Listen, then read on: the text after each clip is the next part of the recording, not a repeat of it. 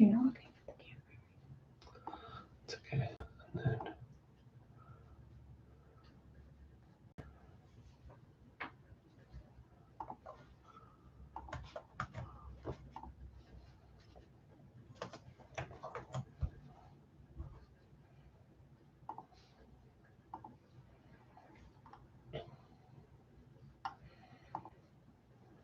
Can you move that to the other screen? This over here? Yeah. Thank you. Hello, hello. Let's make sure we're...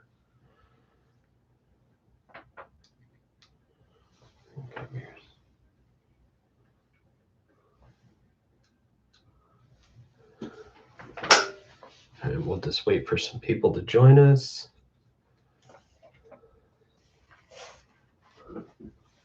Looks like we've got some people showing up. Let us know if you're here in chat. Mason, nice to see you. Hello, bacon ice cream. Yes. Can you see the shirt? Evercade VS. All right. Well, as people are joining us, yeah, today is the day. The Nexus is live. Pre-orders are open, and you know, the excitement's real. I think there was a lot of mixed emotions along the way, and I mean, Bacon, you can contest to that. There were opinions kind of on both sides, like what's this going to be? Is this going to sell out right away? All of that kind of stuff was swirling. And I think for the most part, people are feeling like this is something that they're excited about, that they have to look forward to. And for me personally, and I don't know, I'm not like revealing or holding anything back. I'm excited about the Evercast. Is it called Evercast? The connectivity feature between the Nexus devices. But before we get all into that, I kind of wanted to take a step back because I know there are a lot of people who are just starting to get into the Evercade ecosystem. And the ecosystem has definitely evolved over time. So I just kind of wanted to do a quick, while people are showing up, explanation or just kind of like story of kind of how we got here with Evercade. And why I am so supportive of them, aside from being an official, you know, vendor retail partner. Evercade is a first and foremost physical media supporter company. They believe in it, right? And we know this for a few reasons. One, I mean, they decided to launch with physical media. But not only that, Evercade goes out of the way to do things like today with their bundle, they had the posters, right? But every game release has a manual, which is just those little things that actually matter for us, right? And as I was listening and kind of watching all of the speculation around the Nexus, I was trying to, you know, and I'm hearing people talk about maybe there's going to be a digital store. Maybe it's going to be some sort of online marketplace. Those were some of the more common things that I was seeing come up. And there was some kind of etymology of like, what does Nexus mean? What does the actual word mean? And how does that tie into this? So I see where people are coming from, but I definitely want to kind of insist. And again, I don't know, maybe Blaze has aspirations for a digital marketplace someday. I'm just saying, for me personally, from everything I've seen as being a day one vendor of Evercade, I just don't see it. I think they're physical all the way.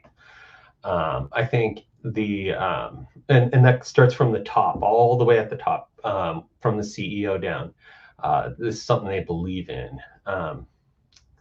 So they started off with the Evercade console, which was the handheld console, followed up with the VS, and then iterated on with the VSR and the VSR and EXP and EXPR consoles, where every single time we're kind of expanding the headroom for the console to play the games that they're bringing into the ecosystem better. So, when we look at Nexus, what should we expect from Nexus? I feel like that's going to, personally, and hopefully they do come out with, and again, I actually don't know. I would love to see them come out with more hardware that's part of this Nexus ecosystem. So something like a home console would be great. But Nexus, and like every console before it with the EXP and the VS and everything, they are the best way to play them for the given mode that you want to play. So like the XP, EXPR, that's going to be the best way to play games versus the original Evercade console, right? And we should expect the same from Nexus. Actually wanted to grab something and pull up. I am interested to hear what you guys think. So if you have some comments or questions, feel free to throw them in the chat and we'll do our best to answer them. We can't break any news here. That is like, we're not going to get ahead of the marketing from Evercade directly. But we'll do our best to answer your questions and answer them kind of honestly and everything like that. And as completely as we can. So if you've got any questions, feel free to throw them into chat. But I'll just keep going on Evercade here. Oh, you noted some questions from earlier on social media. Yes, I do have some questions. So Justin S. asked, can I put my regular game cartridges in and play them on the Nexus? Yes. So the answer to that question is affirmative, yes. The Evercade ecosystem, like all of the games, they've got like 80 plus cartridges, I think, at this point.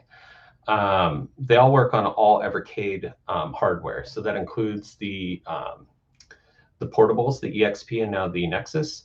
It includes the VS, it includes the Alpha, and it includes the Super Pockets.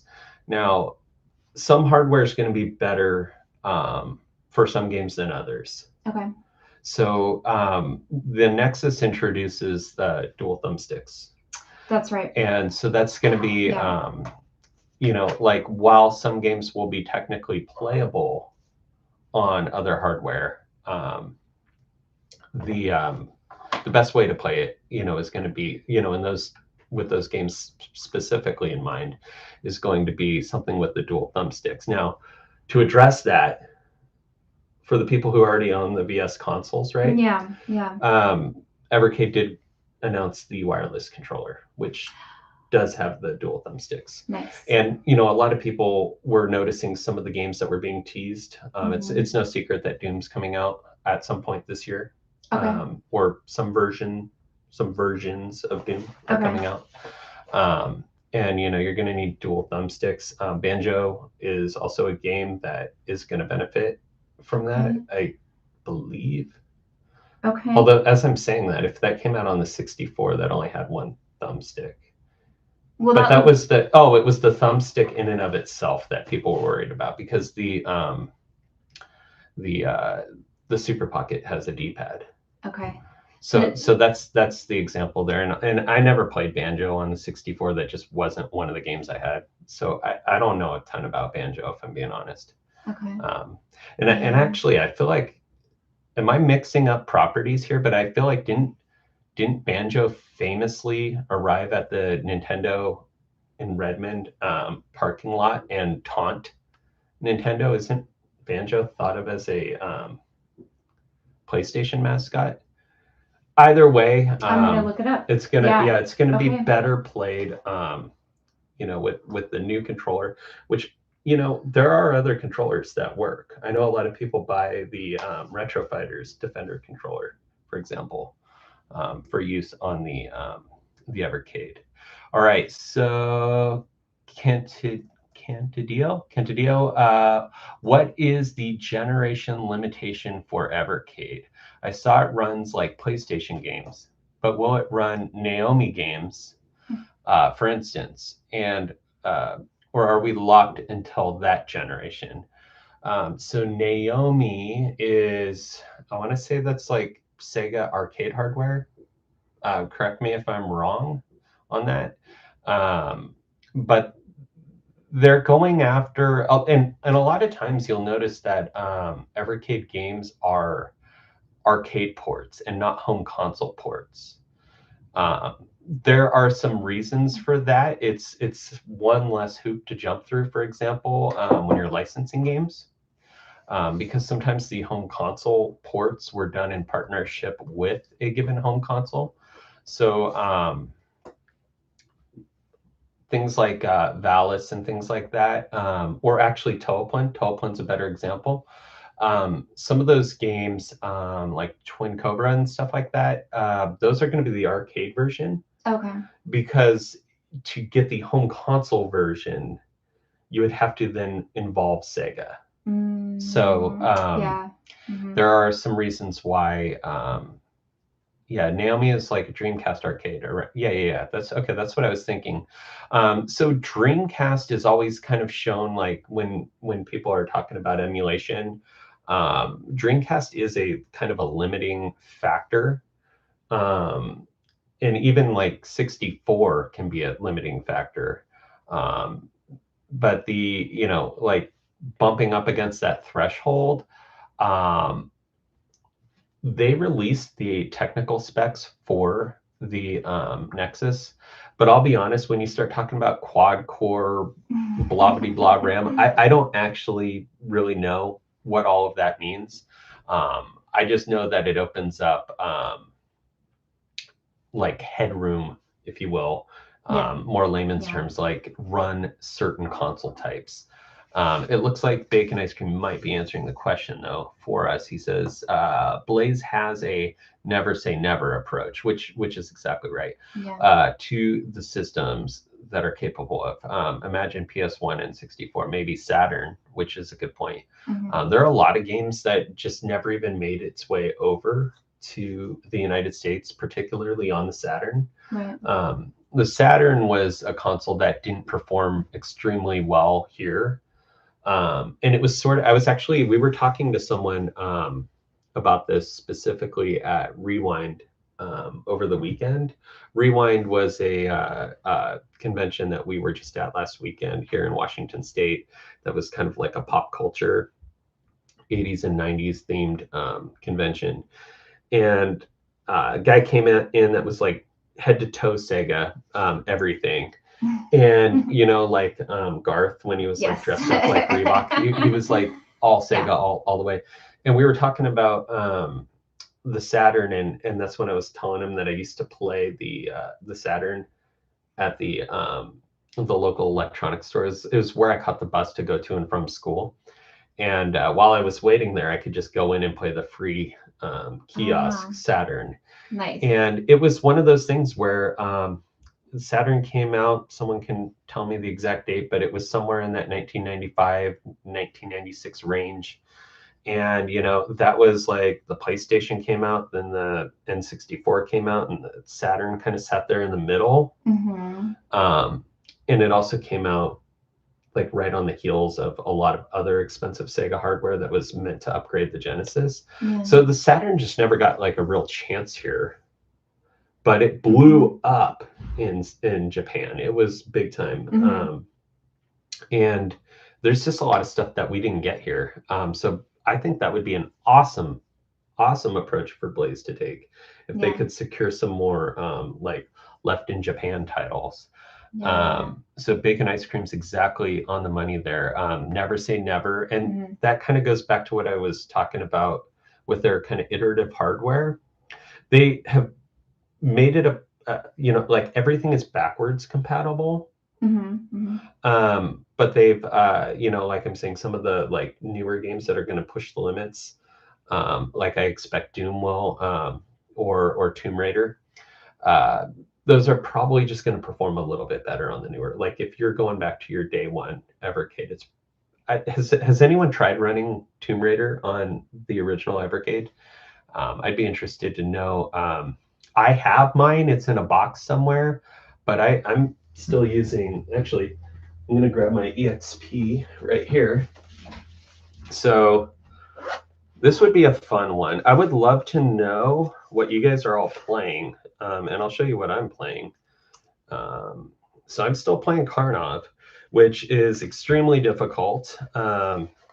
It's more difficult than I remembered. It's because I'm used to the NES home port, which is a lot easier than the arcade. But in the pouch in my like ready go bag, I've got Cathedral.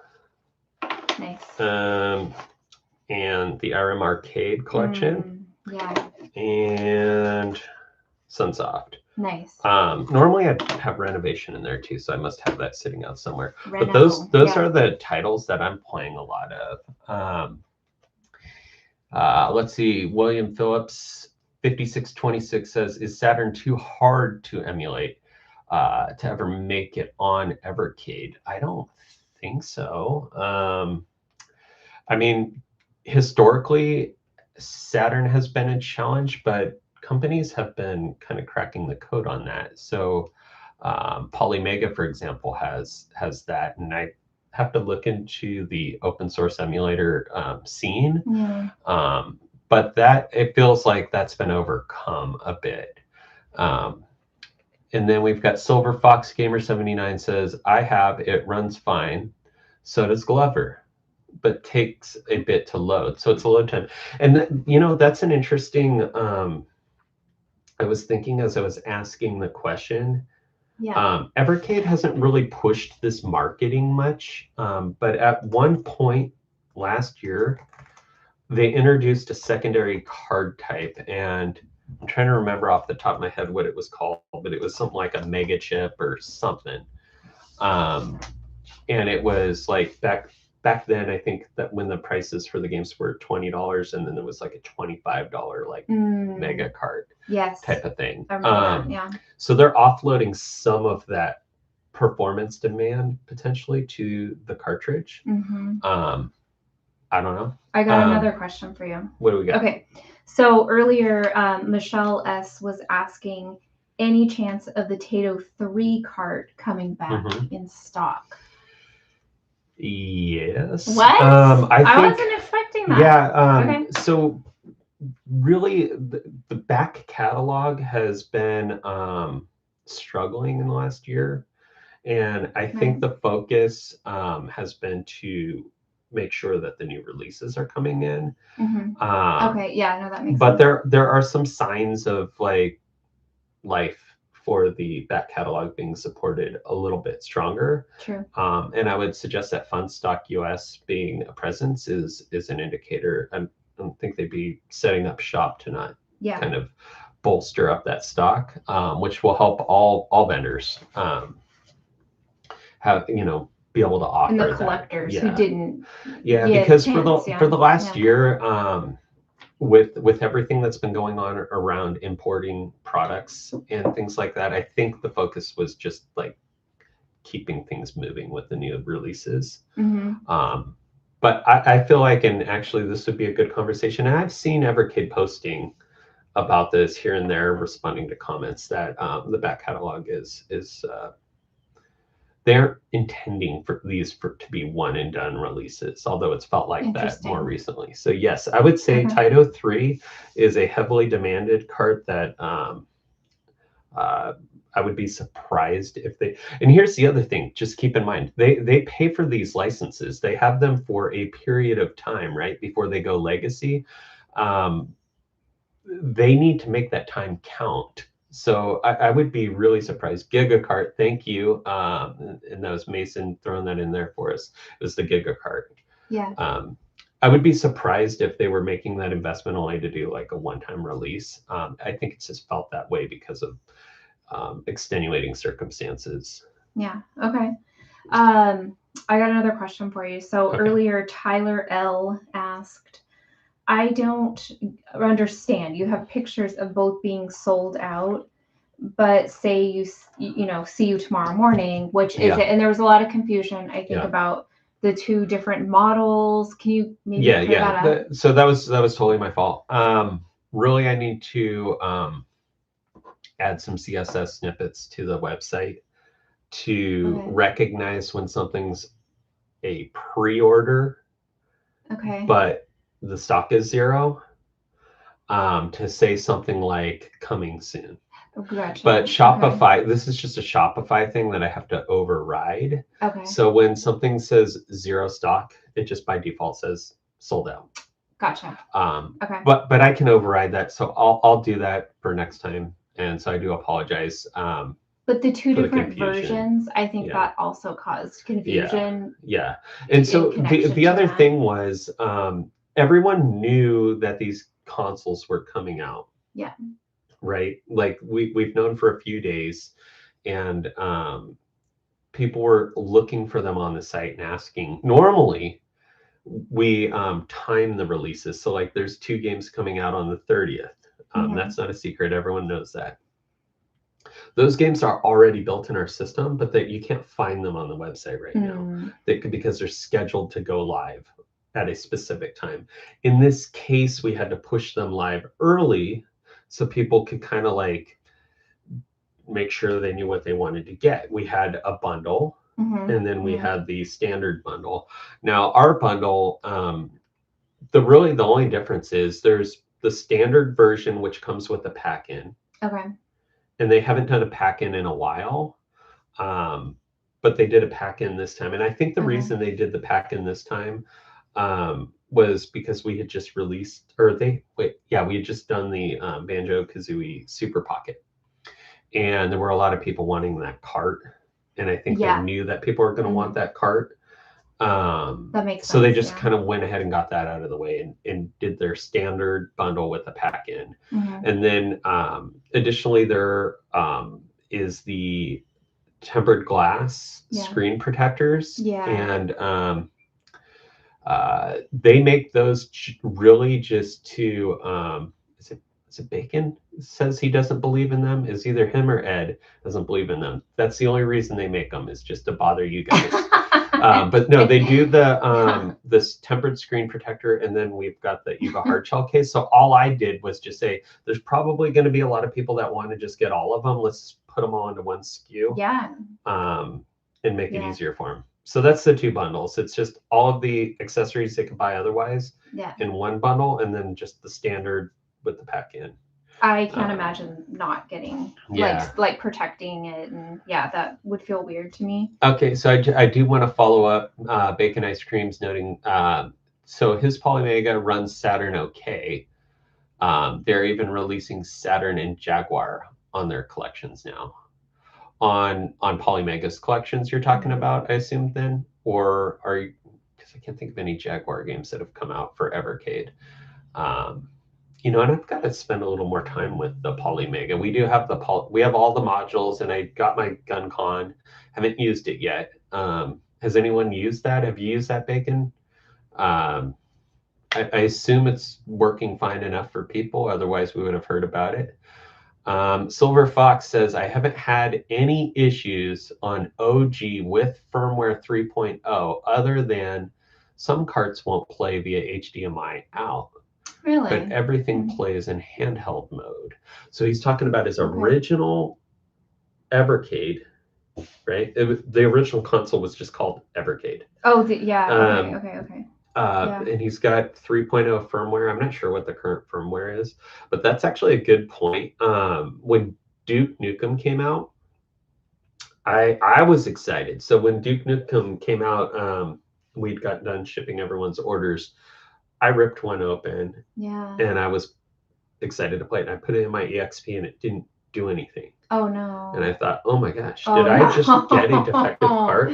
I ended up opening like 5 or 6 of them, and I was emailing Katie over at Evercade and saying, like, oh my gosh, we might have a problem here. I think I got a whole bad run of I come to find out I just needed to upgrade the firmware on the console, I and then I kinda remember retested that, them all, and yeah. they all worked. And now I had a whole bunch of open box Yeah. Duke Nukem 1 collections that I had to sell at a discount. But all the same, definitely you guys Yeah. want to update that. Sounds like Ed. So that must be Ed. Ed was like staunchly like, I don't believe in you know, he's just joking, but he also probably doesn't actually care to buy screen protectors. I actually, you know, I don't know like the screen protector thing, like if it's really all that important or not. Because I'll just tell you, like my Switch 2, um, I haven't played it out of dock only because I haven't put a screen protector on it and I'm worried about it. But at the same time, I went a full year before I put a screen protector on my iPhone. That's and nothing weird. ever happened. And I'm wondering, like, you know, your screen protectors, they get cracked or they get chipped. Yeah. Right? True. And you're like, oh my gosh, thank goodness I put a screen protector on there, right? Yeah. But I'm thinking, is it just the screen protectors that are cracking and breaking? Or like, you know, is this like does that have a point here? Like, are we just wasting money on this stuff? I'm not testing it. I'm not going to test it and test find. it. I'm not, yeah, no. So yeah, and so Polymega is doing Saturn, and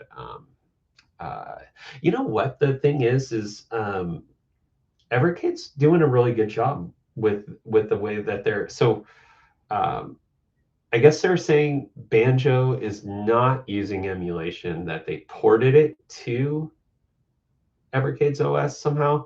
I don't know about that. Right, I'm assuming that sounds it's right. I mean, yeah. But it is emulation. Okay, I want to say something though about Banjo, just so that, like, you know, we've got him right. So he's an Xbox owned character, is what it says. Well, now probably. Yeah, I mean, yeah. You're thinking before. Because he's part of Nintendo like 64 and 98, right? Yeah, I'm pretty sure he showed up at Nintendo. Or am I thinking of somebody else? I might be thinking of somebody. I think you're thinking Crash. No. Wait. Well, not okay. Hang on. PlayStation note.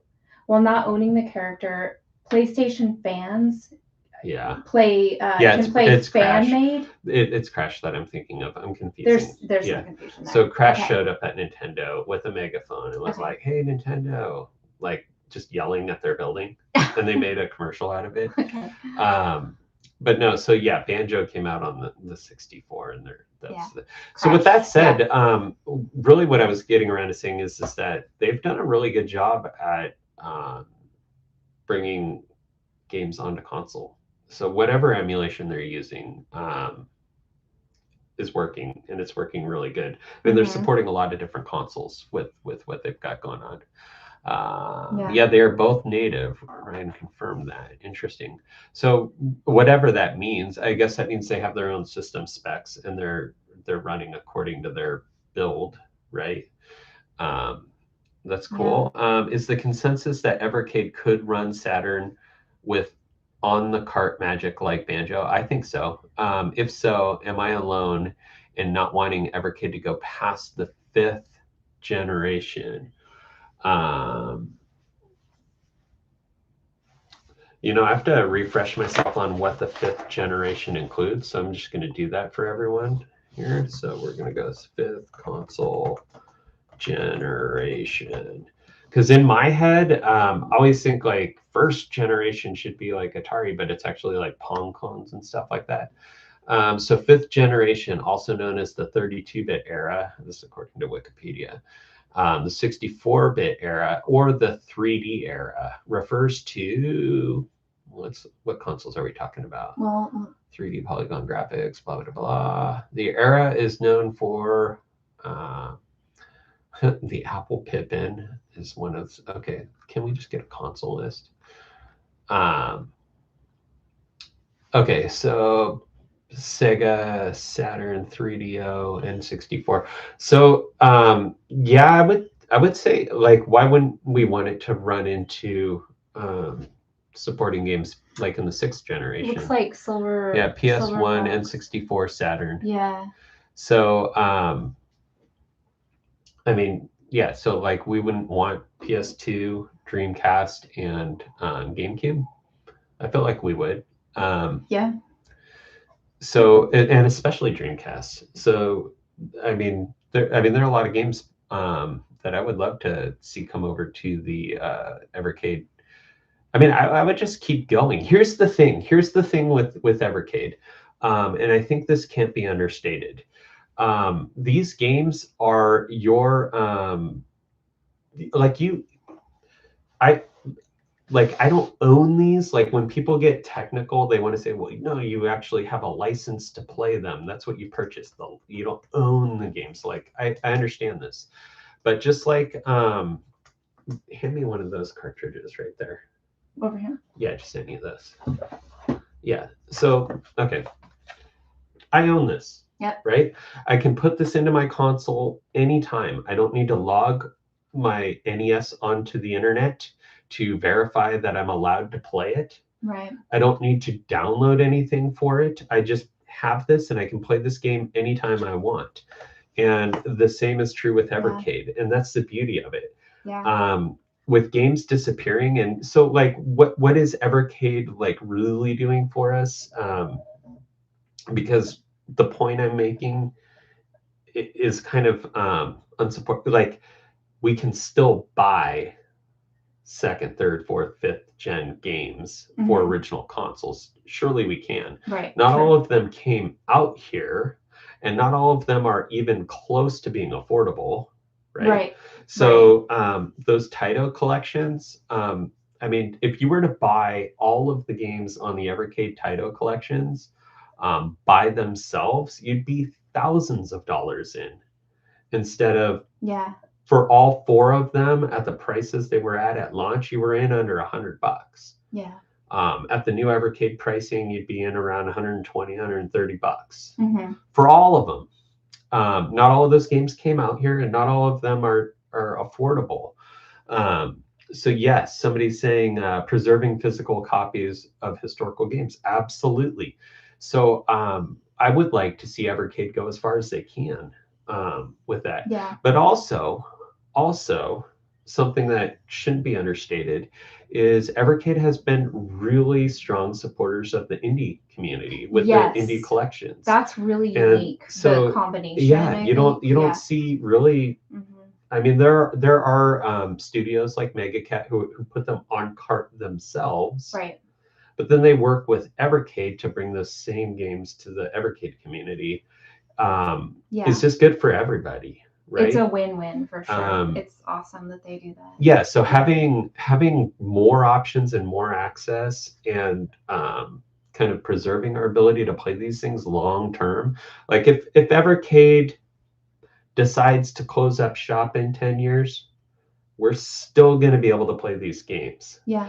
I would like to see companies do things towards end of life of different things. So like even with like legacy carts, it would be awesome if they could have like an end of life plan. So it's like, hey, we're not going to be able to. Let me think about how I want to say this. I don't know what the limitations of licensing are. Right. But and maybe this is a non-issue while the console is viable, but we should have whatever that last meaningful update is to like work out like any sort of kinks or whatever for a game, or to make it playable on some newer version like I had with the Duke Nukem. Those updates should be posted on a GitHub or something somewhere, so that even if Evercade like left, we would be able to update our consoles and still play these games. That would seem like that goes right along with the whole physical media thing. But they're doing what they can do. I feel like there's other applications too, though. Okay, so like if this is not why you would buy this, but it's kind of nice when these things come up. So like if you go camping or your power goes out or you're on a plane, right? Yeah. You're waiting around. You don't want to just, go on your phone or whatever. You want to like do something different and just relax and have fun. Yeah. Right. I think that there's a lot of moments in your day or week Yeah. where something like this is just really nice. It's just ready to go. It's easy. No, I mean, I always take my XP when I travel. Yeah. Just because it's the easiest. I don't need to worry about if I take my Switch and I can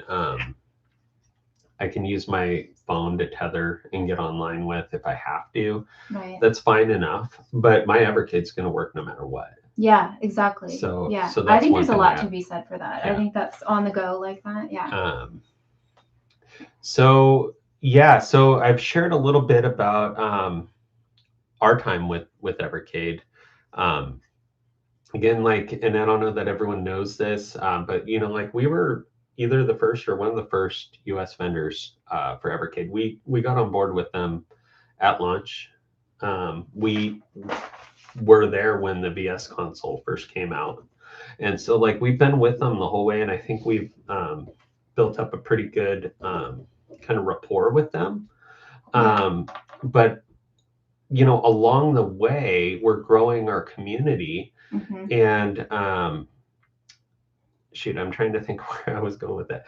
Well, we were one of the first adopters. I think when no one was sure if they could trust or believe in Blaze and Evercade, right, and these systems yet, we were like, let's give them a shot. This is something different. Yeah, right? No. And we stand that's by what that, right? That's what I was going to say. So when I saw what they were doing, I immediately knew they were onto something, which what was around this whole physical media thing. Yeah. And alongside the whole push for digital, this is even more important. So, on that topic of where should Evercade stop generationally, I'm kind of wondering where gaming should stop generationally. And what I mean is, we're getting the PS6, and we're getting the Xbox Nexus. We're getting diminishing returns, like the PS5 to the PS6. I don't think we're going to be wowed graphically, or that we need to be wowed graphically. So I'm kind of wondering what the point is. Where are we going with all of this? Yeah, where have we kind of peaked, and we just need to settle in and focus on story, gameplay dynamics, homebrew, indie, different games, ways to play the games too. And what I mean by that is, Nintendo's always very good at this, introducing with the Wii, when they had the nunchuck and the Wiimote. That was a novel thing that a lot of people sort of laughed at when we saw the teaser announcements and things. And then we used it and we're like, okay, I get it, right? Whereas we've settled into this kind of generic, kind of homogenized ecosystem of, this is a Pro controller. A Pro controller for the Nintendo Switch is pretty much an Xbox controller, which is different than a DualSense, but not terribly, you know what I mean? And we're all interfacing with basically high-end computer graphics, and we're paying the PlayStation 5 just increased their price to something like $900. Wow. For a console. That's a big investment. And so I'm left asking kind of why? Yeah. What are we even doing at this point? And why? What is it that you can do on a PS6 that you can't do on a PS5? What is the necessary reason for jumping up? I always wonder with anything, it's like phones, right? These systems, autos, vehicles, right? Yeah. It feels like they have a capability that they just hold back. Yeah. Right. For another model that they want you to then purchase. And so what's the point though? None of these things have a value proposition that makes sense. Right. With Evercade, at least we're pushing into higher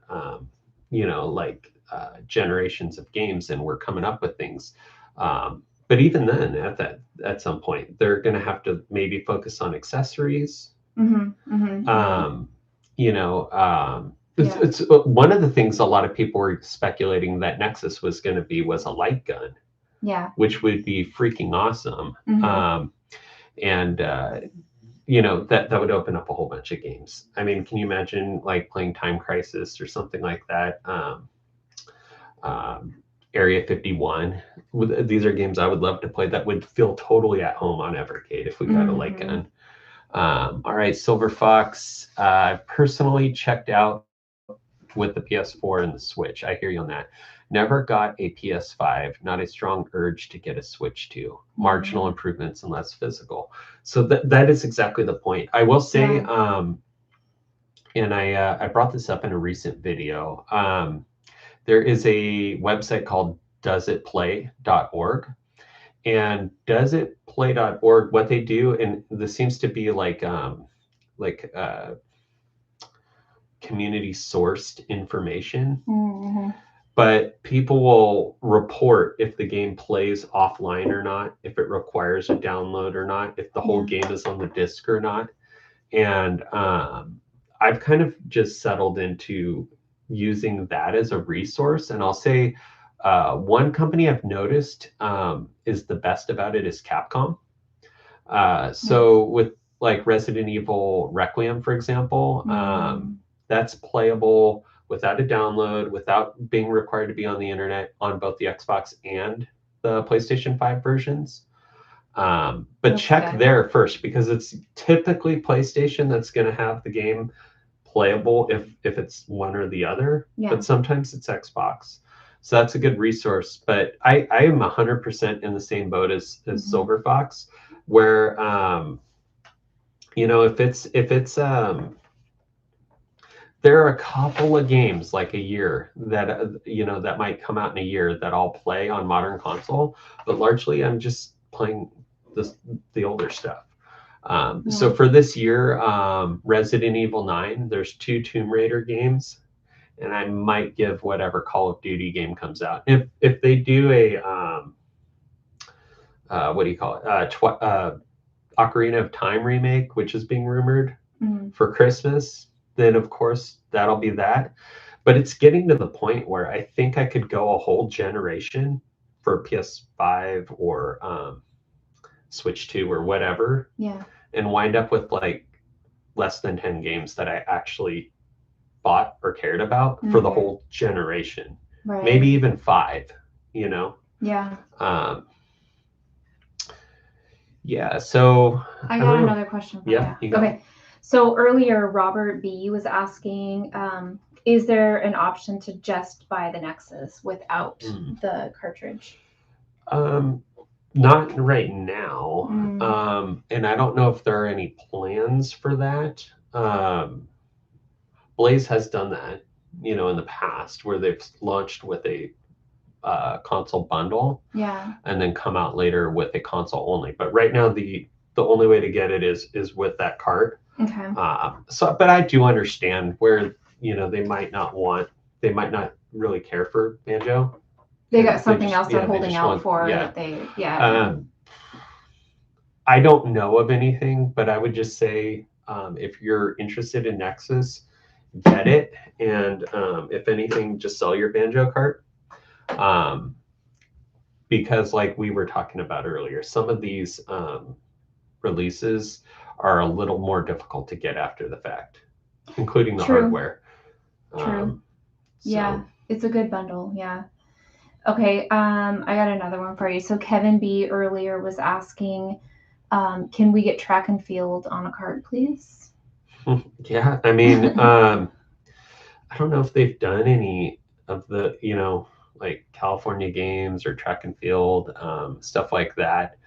Um, but yeah, I mean, I don't see why not. I mean, Throw it out there. track Okay. and field might be a Nintendo owned property, and they haven't Sounds like. broken through with anything with Nintendo, and they probably never will. Um, Interesting. yeah, No, yeah, I don't think they will. Nintendo Yeah, I doesn't don't think license so. out their stuff. I mean, they're Yeah. with some notable exceptions. They did work with Panasonic on the 3DO, and they released, you know, subbed out the development of some very terrible Zelda games. Mm. And that might be it. I can't think of any other time where Nintendo has I let can't their imagine that properties for out the door. this. Yeah, no, I can't. Okay. And then you kind of touched on this earlier, but Matthew G earlier was asking, where is Doom? We're only speculating. What would you speculate? You know, here's the thing. I don't remember when it's coming this year. Obviously, I know it's coming. Know that. Yeah. No, we all know it. Blaze has said as for much. Sure. Okay. Yeah. You know, and even before Nexus came out, they were teasing Doom. So a lot of people thought it was going to be like that the special edition Nexus was going to be a Doom Nexus and that the pack-in cart would be Doom. I don't remember. We'll see. I don't remember, but we all know it's coming. We just don't really know. Exactly. Yeah, it'd be great. Yeah. Yeah. But yeah, like as we can, we'll try to give you guys little teasers here and there. You know, a lot of those we have to kind of like get them approved and things like that first. Midway collection. Yeah. Oh, okay. I'm always hoping for Midway collection. Now let me think about what would be on Midway. Let's look up some good Midway. Like, what games are we thinking about for Midway? Because I'm thinking largely arcade stuff, but let's take a look. Midway games list. Okay, yeah, totally. Mortal Kombat? And that's been brought up a lot. I don't know why Mortal Kombat wouldn't come NBA out. Jam. I'm honestly surprised they haven't done anything with this yet. Yeah. Mortal Kombat would make an awesome alpha, obviously. Now, if they did an alpha, which Mortal Kombat would you guys want? Would it be 2 or 3? I only ever really played the first Mortal Kombat, if I'm being honest, but I feel like it's either 2 or 3 that's like considered the best. 3? You're saying 3. So a Mortal Kombat 3 alpha would be super awesome. And I was talking about this earlier, and again, I don't know anything. I'm in the same boat as you guys, but I was thinking like the Nexus connection thing. Like, what if they ported that technology? Sync? Is it sync? Eversync? Yeah, Eversync. Yeah. Like, if you could sync your Evercade stuff to, like, I mean, it's too late for the Capcom Collection EXP, but that would be an awesome. Like, what if you could sync that to like a home console or an arcade or an alpha console? That would be freaking cool. So hopefully they do something with that. Spy Hunter, Rampage, NBA Jam, what do we got? Cruising USA. These would be awesome games to bring over to the Evercade ecosystem. Thank you, Silver. We appreciate your support, and we love being a part of the community. So that's awesome. Thank you. Yeah. So Funstock, they stopped shipping to the U.S. And because they weren't set up to, and honestly, because the U.S. wasn't set up to be shipped to. So I'll explain what that means, because there is a lot of confusion out there because not everyone's shipping experts. So I'll keep this super high level, but other countries have had import taxes for a long time. Right. Brazil is like notably, like they've got really bad import taxes, just like we do now. Yeah. But Europe is also one that has import taxes. So does Canada. Well, Europe is the one that's kind of set up the best. And so you can ship DDP, which means duties paid. Okay. And we do collect European sales tax, essentially. It's not sales tax, but it's import tax, and then remit it to them. But the US never set that up. Right. So Evercade it's not that Funstock probably didn't want to. I'm sure they wanted to. The system wasn't in place for them to be even compliant with. So they did have to take a break. But we're glad that we can like be a part of the community and partner with everybody. And we're excited. Everyone's still got what they were needing. It's just the some of the Funstock exclusives were kind of left in Europe for a while. But those days are kind of behind us now. So that's the good news there. Yeah. But yeah, it wasn't. I wouldn't blame them. Is all I'm saying. They just couldn't really get set up. I think you can ship to the US DDP now, but that's kind of was kind of done out of order. So, Mhm. Cool. Well, I got a random question for you got a random Maybe, question. yeah, Okay. I'm curious what everybody thinks on this. So, our second Masters of the Universe movie trailer Okay. that we just got, random question, okay? Okay. So initially, I think some of us were like, on the He-Man, right, choice. But having watched the second trailer, I think that they did good. I'm feeling good about this. Yeah, now. no. So hopefully we have some fans in chat for He-Man. You can see that I am a fan of He-Man. So yeah, the action figures in the creek. So so they're commenting on the post that you made the other The day. hiking. So yeah. that was back in like This 2000. like 12 years ago. It was like 12 years ago, yeah. I guess, when I took Yeah. those pictures. I used to take my kids hiking all the time, and they initially weren't like super into hiking. And so what I told them, they were little kids, they were like 5 or whatever at the time. Yeah. And I'm like, hey, this forest is, from He-Man. This is where so I told them that the forests we were hiking in were the Eternian forests, and that we would like run into He-Man and stuff like that. Yeah. And they would get all excited about it and stuff like that. And we were always like looking for different characters, and they would get motivated to go hiking. As they sort of started to figure that out, and they would want to bring He-Mans with them too. Yeah. So they would bring like action figures and stuff. And then I was like, hey, actually, this is a cool little spot. I'm gonna set up. So I started taking like photography of the figures, kind of in what I thought was a cool setting. And then you dug them up out of my Instagram and posted them, and it's all because the movie's coming out. But as far as the movie goes, I'm into it. I mean, I'm going to be there, night one for sure. Maybe we'll put together some sort of watch party. If you guys are in the Seattle area, let's do it. Let's figure out a watch party. But a lot of people are going to have different takes on is the movie, changing the story too much or whatever. And I'll just tell you, my take is this: we grew up with the cartoons in the 80s. Yeah. Which were just they were episodic, like, contained in just a single episode stories, right? We got a lesson at the end. Yeah, you got a lesson at the end.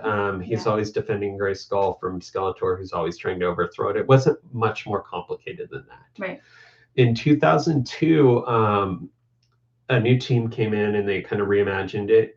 And they gave us a whole bunch of like backstory to characters, and they just invented a whole lot of, I don't know if it's all considered canon or not, but at least the 2000X canon for the Masters of the Universe story, and that was awesome. Yeah.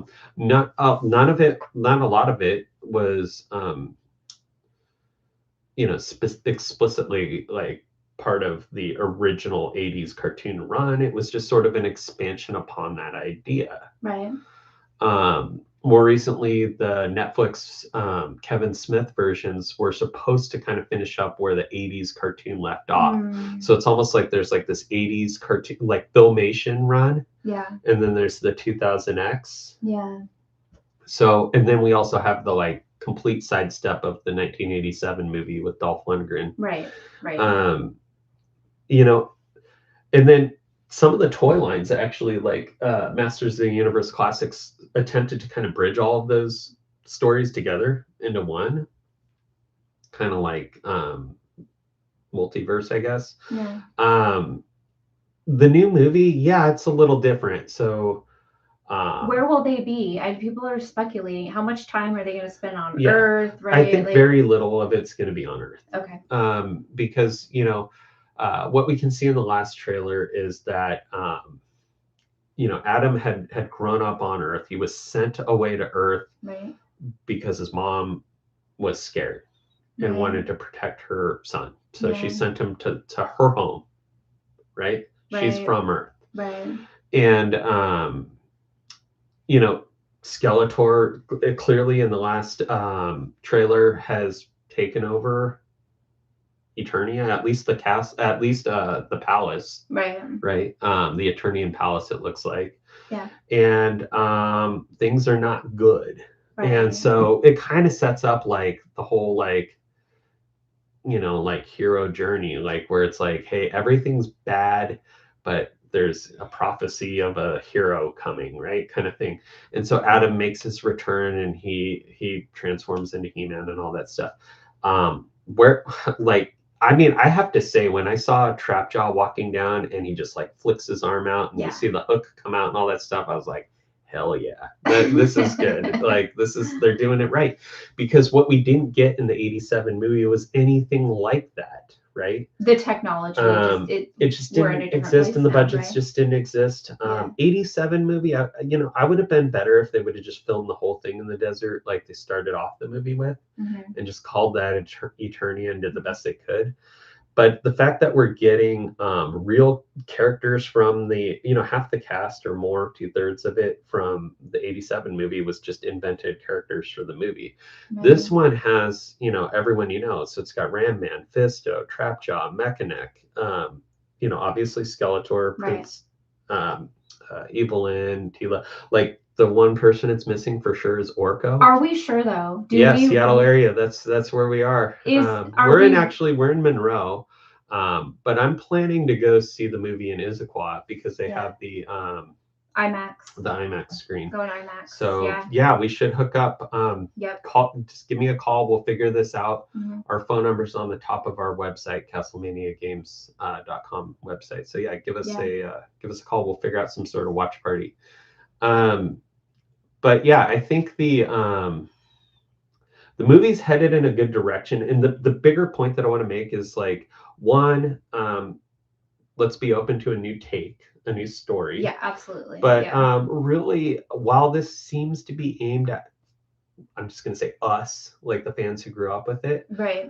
I really hope younger kids get into this and find out about He-Man and they're doing a huge toy line launch and all this stuff, because if He-Man's either going to die with us or it's going to find a new generation that feels the same way. Right.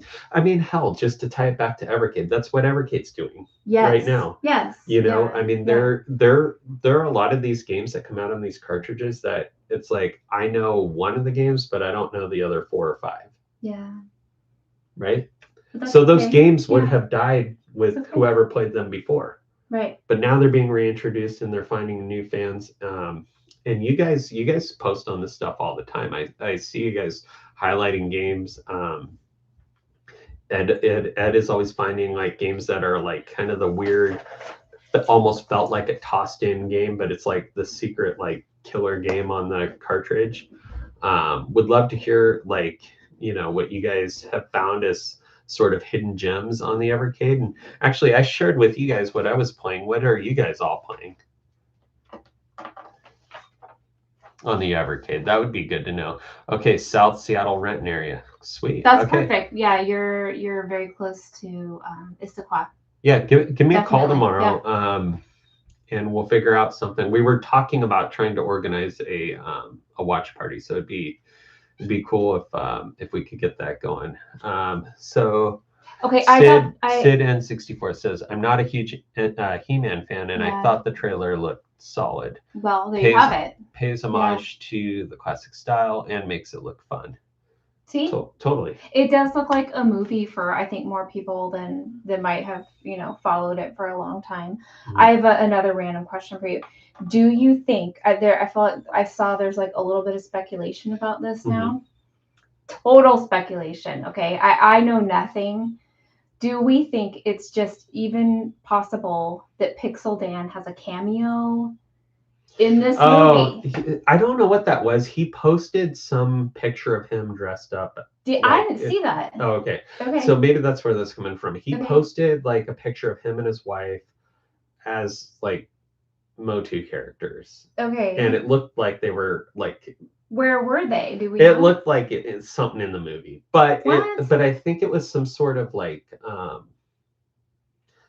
it was some sort Oh of my marketing gosh. campaign where you could like upload your own photo and turn it into you as a He-Man character type of thing. I think that's what that was. But that Oh if they should give him a cameo. I yeah. always thought Pixel Dan has been the one kind of like really pushing He-Man on you. I mean, like he's been the guy that was like out there talking about it when nobody else was talking about it. And I remember thinking, gosh, when I first found Pixel Dan, that was, I don't even know when that was, like 15 years ago or whatever. Yeah. I remember thinking, I was like, wow, there's somebody on YouTube talking about He-Man that's my age, roughly. He's been at it for a long time, yeah. Yeah, because Yeah. you know, like I mean, that's the what makes the internet so cool is you might not know somebody in your personal life that is also a big fan or has toys on their shelf in their office. Yeah. But if you go online, you'll find a bunch of people that have that. I'll bet you there's people in this chat that have, you know, some you know, action figures or whatever that they've collected. Okay, so Bacon Ice Cream. You've been playing Activision 1 and Rare 1 still. Okay, and then going back to some earlier carts. Okay. Yeah, what was on the Rare 1 collection? I'm trying to remember on that one. Let's go Evercade Rare 1. What's your favorite game on the Rare 1 collection, Bacon Ice Cream? Okay, yeah, Battletoads. And okay, so let's see. That one had. Oh, there's a lot on there. Yeah. RC Pro-Am. You know what? I was playing RC Pro-Am 2 the other day, and I don't know if anyone else has played much of the second game, but I feel like this is one of the situations where I like the first game better. I don't know if you guys feel the same way. Because I got through like the first 3 tracks, and I know there's weapons in the game. Mm-hmm. Like it shows it on the back. But I got through the first couple of tracks with no actual weapons, and I'm like, I mean, that was kind of the fun of RC Pro-Am, was getting the missiles. Occasionally you get stuck with the bombs, but then you learn how to be strategic with them. Yeah. And actually, now that I'm thinking about it, was RC Pro-Am like the first Mario Kart in some ways? Oh. You know, like because like before the red turtle shells and before the banana peels, like we had RC Pro-Am with missiles and bombs and stuff like that. Yeah. I think a lot of characters get tested that way in something else. Yeah. Right? Yeah. So let's see. Cobra Triangle is on there. That should have been good. You know, I just didn't spend much time with Rare. I don't know if that was one of the ones where because unfortunately sometimes I forget to hold back a copy and then we sell them all. Yeah, I don't think you can get that right now. I don't know if I have a Rare collection. Some people have asked us for that one, I feel like, recently, and you haven't had it. If you guys ever see us at shows or you know we're going to a show and you're looking for like an Evercade game or a Retrobit publishing game that's been sold out, like let me know in advance, and we do hold some back for shows. So happy to help you guys out with that sort of thing. But okay, so Sid N64, he's been playing a lot of Neo Geo. He bought 2 arcade sticks to play. Oh, nice. Yeah, which arcade sticks are you using? I'd be interested to know, because I was thinking about kind of getting into that too, and I don't actually have a ton of experience with arcade sticks, but I was thinking, like, I know 8-Bit Dough has one, Mayflash. We just brought in some from Techno Game that I thought would be really good on Evercade, and I haven't had a chance to test them yet. Okay, wait, hang on a second. So, Smoke Break with Huck, booth neighbors. Where did we just get to see you? Where were you? Were you at Rewind Washington? Yeah, well, we were. Yeah, I don't. Yeah, we'll have to wait till they reply. Okay, we'll see what you say. They probably weren't under that name. Oh wait, the last 2 years at Portland. Oh, okay, sweet. Wait, what's the name of your booth? Now, hang on a second. I wonder if that's Brandon. He might be with the guy that's with Pat. Oh, really? Yeah, might be. Oh, yeah. Pat. Yep. So he's in Seattle too. You should be showing up for the Masters of the Universe Are you gonna party come? as well. Yep. Are you gonna come, Brandon, to the watch party? All right. And then well, Sid N64 has Mhm. both a Mage Flash and an 8-bit DOE. Oh, he's in Yakima. For some reason, I thought you were in Capitol Hill. But wait, isn't the Masters of the Universe like worth the trek if you can do it? You can, Yeah. you know, like what are you waiting for? You Yeah. know? Yeah, come on over, man. Yeah. So yeah, Recnum and Indie Heroes. Oh, on Indie Heroes too. Okay, I guess I didn't realize that was on Indie Heroes because we have that. I have that game on the Dreamcast. Um, so sometimes when they come out on like multiple consoles, if I'm already Yeah. playing it on the Genesis or I'm already playing it on the Dreamcast or whatever, Yeah. I don't necessarily take as much note. Brandon, I was gonna say, just so you know, like we do bring coffee, you know, coffee maker and microwave. I don't. Yeah. That's like how Yeah. good of neighbors we are. I know Pat knows that, but I did not see Brandon come over to get coffee or get a burrito or anything. But, yeah. So what she's talking about is when we're at conventions, a lot of times, like as part of our like back table setup, we'll straight up just bring either a little mini fridge or a big cooler. Yeah, the whole and we'll set up a coffee maker and a microwave because you're stuck in your booth all day. And so your choices are pack some good food that you actually want to eat, or go for the nachos or pizza at the food court. But you can't wait in line and either. You can't be gone so long. And you know, I don't want that food anyways half the time. So yeah. Well, for me, it's a good place. It's the line. I can't wait in line. So pro tip: if you're running a booth, go ahead and just bring your microwave with you and maybe a Keurig or something. You know, you do what you got to do. Yeah, I'll make it over for a watch party. He says. Okay, so yeah, it's in June. We'll figure this out. Yeah, sweet setup. Mm-hmm. Yeah, so we'll be there next year. Are you coming back? Have you figured all that out? Hopefully, we'll see you there again this year. PRGE is getting bigger.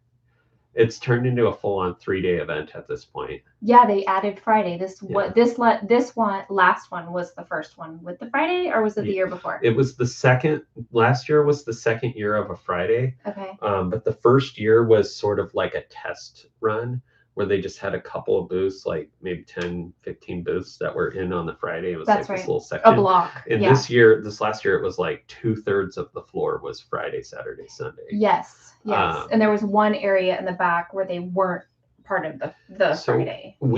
Something while I have everyone here, want to throw out is Midwest Gaming Classic. Mm-hmm. Is later on this month in April. Is it April already? Yeah, it is April. So later this month we'll be at Midwest Gaming Classic in Milwaukee. So if you guys are in the area, stop on by, say hello. Would love to see everyone out there. But yeah, I think that's a way to do it when you're going to convention. So you gotta be ready. Yeah. Brandon's going to be at PRGE, so we'll look forward to saying hi. Do we ever travel the East Coast? So I'll say on our website, there's a tab on the top of the website that says community. And under there, we have our convention schedule. So we have Midwest Gaming Classic in April. We're going to the Classic Game Fest in Austin, Texas in July. But we are going to Too Many Games. Do you remember when that is? That's in Philadelphia. So was that up in the air though? I thought. No. We're not exhibiting. Like we don't have a vendor booth at Too Many Games. But I just went ahead. Hanging out. Yeah, we're just gonna hang out and like would love to like hang out with all you guys. What's Torg? Torg is that's in Colorado, I want to say, and I don't remember exactly what the acronym stands for, but that's another convention that I have been meaning to kind of look into a little bit more. Okay, but you did Ohio, yeah. Hang on, so you did go. What did I say? Colorado? No, Cleveland. It's like Cleveland, Ohio, or something like that. So one of the questions though was, do you go to the East Coast? So Ryan did go to New York for Toy Fair this year and did ride the subway. So it has happened. Yeah, no, I went to New York for the first time about a month and a half ago. That was for Castlemania Entertainment, where we do like toys and vinyl records and all that kind of stuff. And yeah, so I rode the subway for the first time, which may not sound impressive if you haven't been to New York. But I'm telling you, when you're just in New York, there's like random stairwells all over the place that go down to like A line, B line, F line, and you're like, what the heck? Yeah. And so I went down to Penn Station and figured out how to take the train to New Jersey. New Jersey. Yeah. And that worked out pretty good. Stand clear of the closing doors, please. Yeah. Exactly. Yeah. You know, it's a little daunting because the thing is huge. I mean, if you've never been there, there's nothing like it. First of all, New York City, if you haven't been to New York City, take whatever you think in your mind about what the size of it is, and it's like at least 20 times bigger. It is huge. That's block after block after block. As far as you can see, it's sort of like yeah. Los Angeles. When you fly into Los Angeles and you're like, where the heck does the city end? Does it end? You know, it just keeps going. Yeah. New York's the same way. It is. It's massive. Yeah. And so you get down there and you're at Penn Station and it's like, well, where are you going? Means and which like Penn Station? Yeah, and which Penn Station? Yeah. But like, where are you going means go down this hallway and up those stairs and into this whole other huge area. Or, oh, you're going over there, go down this other totally different area. It's like, these aren't close together. They're like kind of a big walk. So yeah, I was bragging that I figured all this stuff out to Lisa. Big accomplishment. Spent 6 weeks there and it is surreal. And so I was in, where I stayed near Madison Square Garden. You were in Chelsea Park neighborhood. New York City, Chelsea and, area. Like it was, I mean, as far as atmosphere goes, it was exactly what I thought. Like you walk down, one thing that I'll say I loved about New York is they have like new buildings that are like contemporary architecture, but then like right next to it is some building that's been there for 200 years. That's cool. You know, that's and cool, they have like the where people live and like where the like commercial buildings are is all just intermixed, and you don't know what you're gonna like see from one block to the next. Right. But they totally have like lots of pizza stands all over the place that are like $1.50 pizza. Nice. And then they have like more expensive pizza places that are like $7-8 a slice or whatever. Yeah. And what I was told, you guys tell me, it is pretty daunting. Yeah, the subway system. So I'll be going to Philly for too many games. Sorry. Cotton. Our dog kicked my mic off. So I'll get this put there. Sorry about that. No, it's all good. She didn't mean to do So I'll be going there for too many games. It'll be my first time in Philadelphia, and I'm going there with my friend Candace, and she has a YouTube channel called Candy's Game Shrine. Yes. So yeah, check that out. We love Candace. Candace is the best. Yes. I remember what I was getting into, but yeah, New York is a cool city to visit. So too many games. Yeah, we did apply to go there. Technically, we're on the like backup list, so maybe that'll turn into a vendor booth situation. Was it Southeast Game Exchange? I think is another one that I've been looking at. I have heard a lot about Torg. I actually have the website pulled up here. Oh, that's right. Yes. That's in November. So it looks like. Okay. I mean, this looks like a good convention to me. Oh wow, they have a lot of cool different things going on there. November 14th and 15th. 10-year anniversary. Maybe we should just go ahead and do this one. That looks really cool. So somebody mentioned Torg. Is this Mason? Is this your local convention? Yeah, current hardware specs of the Evercade versus EXP Nexus can run upwards of the 5th gen. This includes Jaguar N64, 3DO, PS1, Saturn. So this is the thing. I feel like we haven't seen. Like sometimes I kind of wonder. I'm like, gosh, you know, what's left for them to do? You know? Yeah. We already talked about Midway. I mean, that's an obvious, like, that sounds like a one they need to get on. Yeah. Yeah, but there are a bunch of consoles that are named off right here that would be awesome to get into. And I know they've worked with Songbird before to do the Lynx collections. And they have a bunch of Jaguar Nice. licenses and IP that they own. So they should be able to do a Jaguar collection. That would be cool. 3DO. I don't know much about the 3DO, if I'm being honest. So I'm not sure what they should be scraping off of there. Saturn, we talked about a little bit earlier, but it seems like a gold mine of opportunity for them. Yeah, Torg is the closest. So yeah, I think that one looks good. Yeah. That looks like the type of show we would want to go to. So yeah, I think we'll look into that one and probably be adding that to our convention. It's at a, you know, it's like November. They've got tattoos there. So if you know. Normally what it is, so the reason I'm kind of saying it like that is PRGE is like in October. Yeah. And there's like this natural lull in retail. It's not us, it's just all retail, where it's like you have Labor Day and there's like a little bit of a spike and then it tapers off a little bit and then all hell breaks loose around Halloween. 11/1, yeah, it's like go time. And so stepping out to go to Torg in the middle of November sounds a little risky. But what if there's something cool? But it also looks like a cool concept. But you know, it's just going to shift a lot more work on you guys. So if I head out there, so I'll probably do it. We'll see. It looks like fun. Jaguar collection would be great. Employee CDI games collection. Okay, yeah. Neo Geo Pockets, Wonder Swan, that would all be good too. And Wonder Swan's another one where I think there would be a lot of opportunity because we didn't get any of those games here, right? Am I correct in saying that? The Wonder Swan in and of itself was not released here. That's like a Japanese import, if I have that correct. I know they've done some like Final Fantasy Edition Wonder Swans, so that leads me to think, yes, that is correct. So if we never got a Wonder Swan here, that means the whole collection is going to be new to most people here. A lot of people.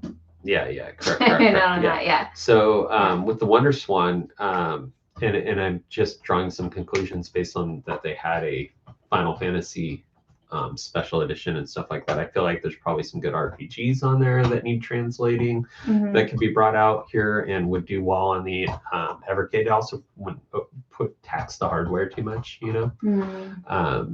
So that would be good. But yeah, I think that would be a good one. I feel like, gosh, with the change with the dual analog, right, sticks. Yeah. Well, that opens up a lot. It opens up so much. Well, because the PS1 didn't originally launch with thumbsticks. The original PlayStation controller was just a D-pad. Right. And then they launched the DualShock controller. Yeah. And so there are a lot of games now that they probably didn't get around to that they can now with the new Evercade controller and then with the Nexus layout. Cool. So that's actually a good, you know, I'm wondering the PS1 just alone probably has a lot of items that they had on their wish list, but they had to get this hardware out first. So the controllers coming out, I'm just going to do some speculation here, but the controllers coming out in September. That's correct. Yeah. So I'm going to say that there's probably some games that really push, you know, that take advantage of that, probably from the PS1 specifically, that we should expect in October, November, December. That's exciting. So I wonder what that would be. I know. We'll have to look. I remember buying a DualShock to play Ape Escape. You know, I remember at the time wondering what the point was. Like, why do we need this? Because, you know, I don't think I used the thumbsticks for like Resident Evil and Parasite Eve and Metal Gear Solid or any of that stuff. Those all had tank controls, and I feel like I was just used to using the thumb pad. Although I did the most playthrough of Resident Evil 2 on the N64, and I would have definitely used the thumbstick. But it was a single thumbstick. The whole dual thumbstick thing to me, when that first started coming out, and I feel like you used it in like Medal of Honor and stuff like that, would have been maybe some early games that like used it. I fought it. I was like, I'm not using that. You know, I don't need to look up and look down or whatever. I'll just go forward and shoot, and because it didn't make sense in my brain to use it. I spent the last 20 years of my life at that point, or 15 to 20 years of my life, just like playing with the D-pad and some buttons. So when a dual thumbstick situation came out, opened up a lot of like nowadays you can't, you like have to have them, right? Like it just, there aren't games that are made, like Doom is an example of a game that like originally you're just, you don't really look up and look down. Maybe I'm mistaken. Am I mistaken? But you're more or less tunnel vision, running around shooting stuff.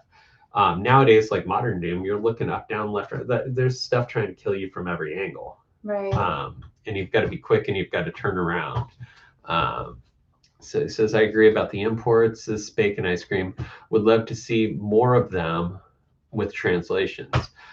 So many cool games to discover. And you know what? I think this is one of those things where a lot of these IP holders used to be a little more, they would push back on the idea of working with non-industry like professionals to do stuff like this.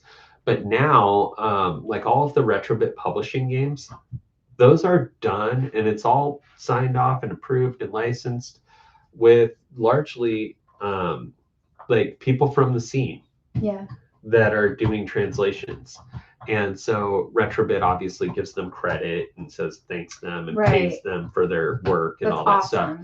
But just the fact that these companies are willing to work with, Bacon Ice Cream to do a translation is a big step. And opens up a lot more possibilities. These are just things that we take for granted now, that 10 years ago was just a not going to happen conversation with some of these companies. But now they're opening up and they're like, you know what? Yeah, like if you guys want to translate it, handle the translation, you guys want to localize it, whatever. They're willing to work with. And actually, one of the big, like this is the biggest, I think, example of this is Sonic Mania. So that was a fan-created Sonic game. Oh, wow. Right? Yeah. Where somebody just made their own version of a Sonic game. And Sega's like, we want to work with you on that. That would have been wild. And this is just, And so to have, like, we need to see more of that. And I think that that's what the industry is, like kind of going back to like, what are we even doing anymore with these new consoles coming out? We're pushing all this stuff. Really, we need to like rethink our approach and our position in gaming. Like not have these rigid walls up everywhere. Right. And so smaller studios, like give them carte blanche to tell the story they want to tell in the way that they want to tell it. Right. And if you have somebody that's like built a fan creation of a game, maybe don't sue them. Maybe just hire them.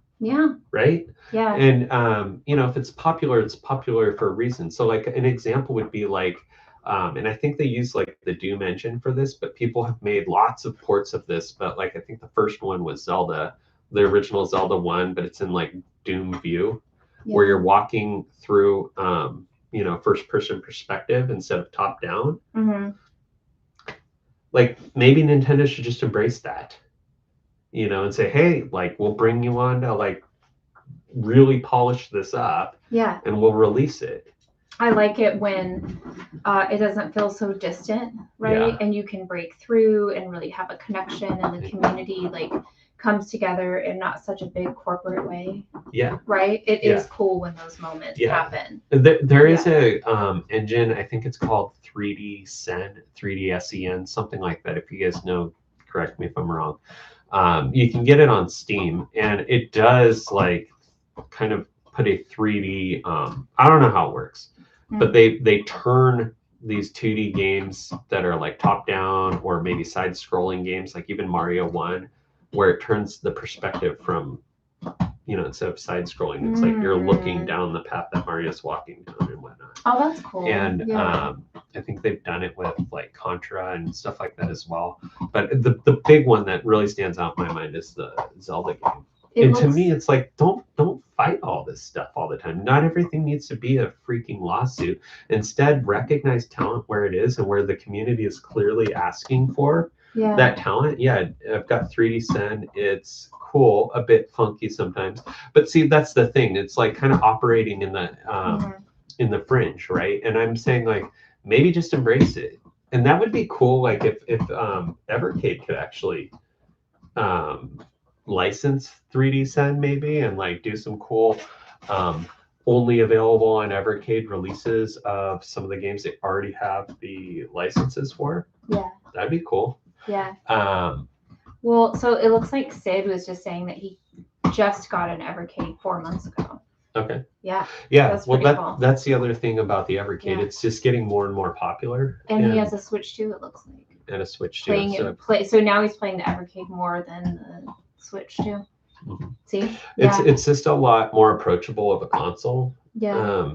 Even with the new prices, you know, getting games for $30 to $35 range, obviously it's a step up from the $20 games. I'm kind of wondering, they probably all have that new chipset though, for one thing. There's so many reasons, yeah. But even still, a Nintendo Switch 2 game is $70. And it's one game. It's one game. You're getting where with many the games with Evercade, you know, you're able to pick up and play a lot of these games. There's more of them on a cartridge. So I honestly like what they're doing, and I'm kind of in the same boat where I've just, like I said, there's a couple of games a year. I'll play the new Tomb Raiders that are coming out this year. Yeah. I'm going to finish up Resident Evil 9, and that might be it, unless they have a Ocarina of Time release. But other than that, I spend way more time with this guy than my Switch. My Switch 1 is just sitting in the dock over there, and my Switch 2 is sitting downstairs. But all right, let's catch up with some comments. So Silver Fox says, excited for the wireless Pro controller for the BS. Used to leave annual pleas on the official Evercade Facebook for one. I was thinking that too. I was like, if they don't come around and make something, you know, like what, you know, and cart with an English translation of the Castlevania clone Rusty. I'm not actually familiar with that, so I'm going to make a note of that and check out Rusty myself. But yeah, that would be obviously cool.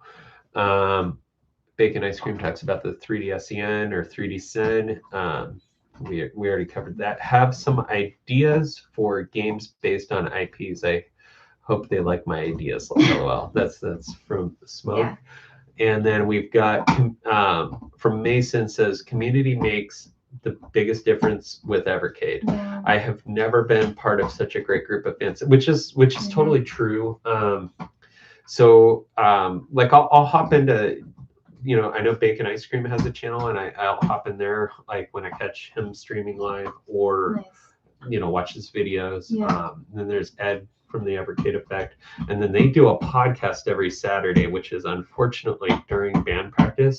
Oh. So I hardly ever catch that live, but I'll usually watch it after. Yeah, watch it after. So there's all of that, but then you have all the Facebook groups. Yeah. So those I've noticed a lot. Those are awesome. Yeah. Yeah. So there's the Evercade Hangout, which is the one I kind of lurk in the most. I don't actually post in there a lot, but I definitely I more kind of respond to people in the in the comments underneath posts, because it is a community. Yeah. Right? And then there's the primary Evercade, like the main Evercade. I don't find myself spending as much time in that particular one. Yeah. But are there Facebook groups that you guys are hanging out in? Because I'm in that Evercade Hangout typically. But if there's some other Evercade groups that I'm just not privy to, drop them in the chat and let me know. So I'd love to kind of connect with you there. But you're right. Like some of these communities are, I mean, like everyone seems to be really positive and just genuinely excited about, everything Evercade. Yep. So EEG is another one I just started to kind of hop into and check out more. But yeah, this is a more GSARG. Okay, I'll check that one out. Oh, is that the Seattle Retro Gamers group? Seattle area Retro Gamers. Okay, I'll make sure that's it. But GSARG. I'm mostly engaged in the FB Evercade Hangout. Yeah, Evercade Hangout. Okay, so that's where I'm at too. In that one, I can't, like, they don't allow pages. So like Castlemania can't go into that group. That's right. But you'll just see me under my name, which is Ryan Schlemmer. So if you see Ryan Schlemmer posting in there, that's me. That's right. And yeah, so this is Cotton, by the way. If you guys hadn't met Cotton, this is Cotton. She is our rescue from Mexico. She's been with us about a year and a half, 2 years. Yeah, gosh, it feels like forever. Okay, Mama. It feels like it's been forever. That's what Well, I think we've kind of gone, I really just wanted to hang out with you guys and talk about Evercade stuff. I haven't made it a point to do that yet. In the on YouTube anyway. So it's mostly just been like via your channels, which I want to definitely support. So if you guys, I'll drop some links in here in the chat. Can you pick her? Okay. Yeah. Come here, Mama. Who all has Evercade channels in here? I know obviously Bacon Ice Cream does, so I'll just drop his channel in the chat. And I'll drop the Evercade effect in there as well. But like, yeah, I mean, this is what we're talking about in terms of community, right? So I want to make sure we are all hanging out with everyone. So there was a battery question. That's actually kind of a good battery replacement battery question. So hang on, I'll be right back. Evercade doesn't have an official replacement battery that they offer. They probably should. Let me see.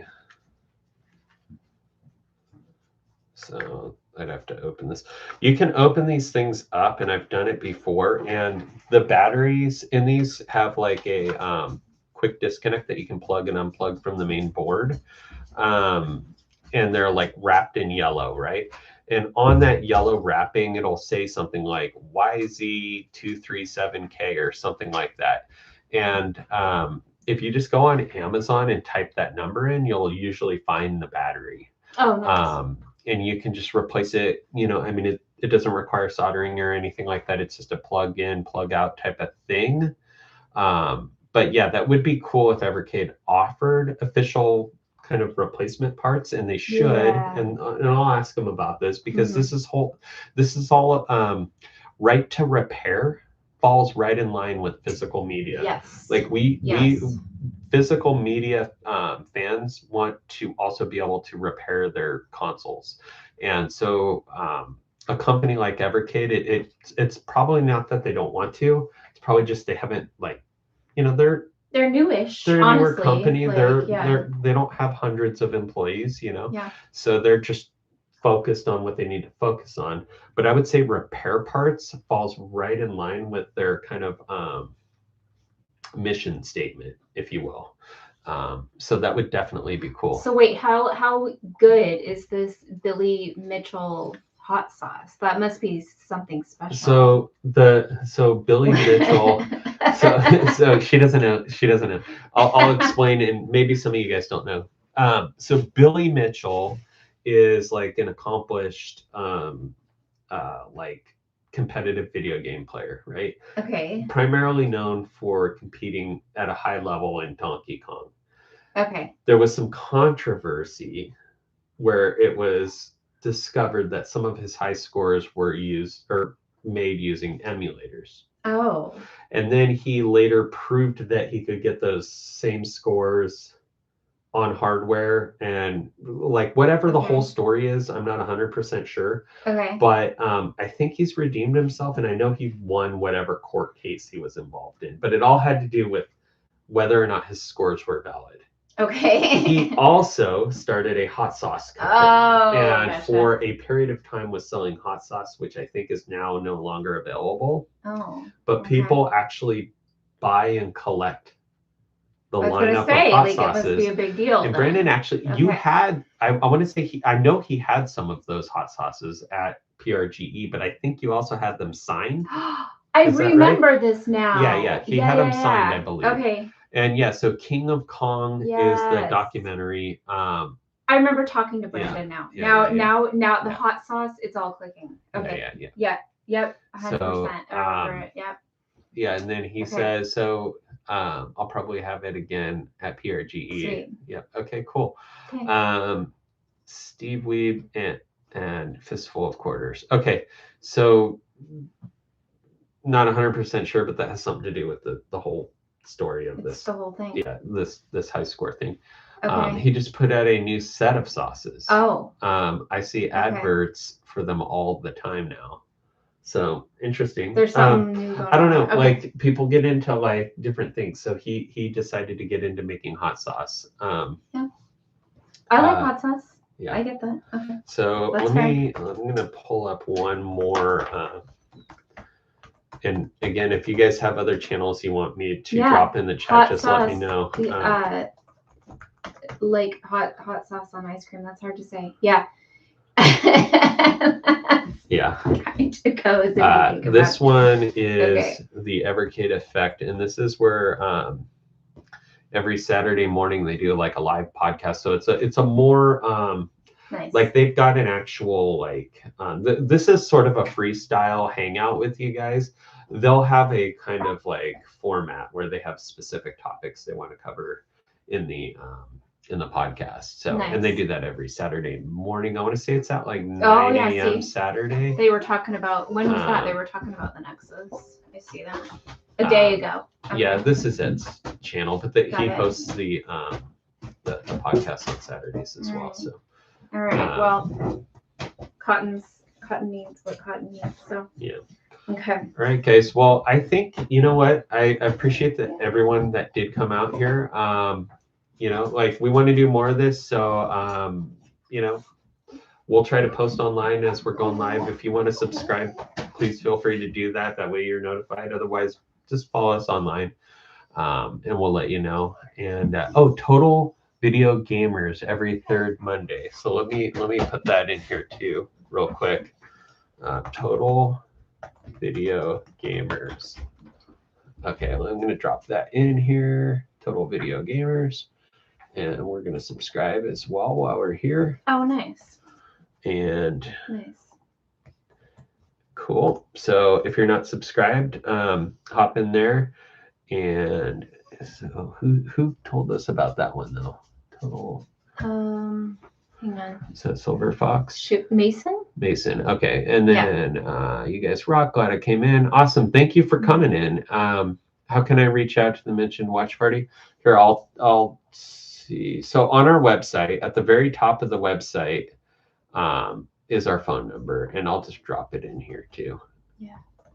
That's the Castlemania phone number. Just give us a call, and or any of you guys. If anyone ever has a question, or you just want to like make sure you're connecting something right, or want to know what's available, or if we have a secret copy of something that we can help you out with, or whatever, feel free to give us a call.